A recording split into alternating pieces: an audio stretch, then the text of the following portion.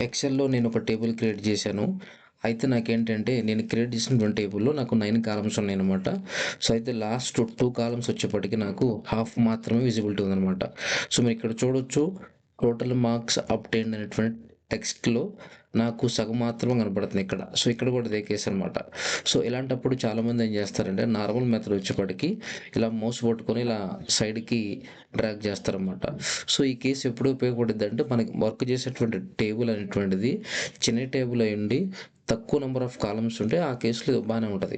But ఏందంటే మనం ఒకవేళ గనక మనం వర్క్ చేసేటువంటి టేబుల్ గనక పెద్ద టేబుల్ అయ్యుండి మల్టిపుల్ నంబర్ ఆఫ్ కాలమ్స్ ఉంటే గనక ఆ కేసులో ఏంటంటే ప్రతి కాలమ్ ఇలా మనం సైడ్‌కి డ్రాగ్ చేసుకుంటూనే టైం వేస్ట్ అవుతూ ఉంటది. సో, అలా కాకుండా మనం ఏందంటే షార్ట్‌కట్ మెథడ్ చెప్తానమాట. ఫస్ట్ మనం ఏం చేయాలంటే ఆ కాలమ్స్ వరకు సెలెక్షన్ చేసుకున్న తర్వాత షార్ట్‌కట్ వచ్చేప్పటికి ఆల్ట్ హెచ్ ఓ ఐ అనమాట. ఆటోమేటిక్‌గా ఏందంటే ఎన్ని కాలమ్స్ ఉన్నా ఆ టేబుల్ ఎంత పెద్దదైనా ఎన్ని నంబర్ ఆఫ్ కాలమ్స్ ఉన్నా సరే సింపుల్ షార్ట్‌కట్ వాడి మనం ఏం చేయొచ్చంటే గనక ఆ కాలమ్ యొక్క విడ్త్‌ని ఆటోమేటిక్‌గా మనం అడ్జస్ట్‌మెంట్ అనేది చేయొచ్చు. Thank you so much for your watching. Thank you.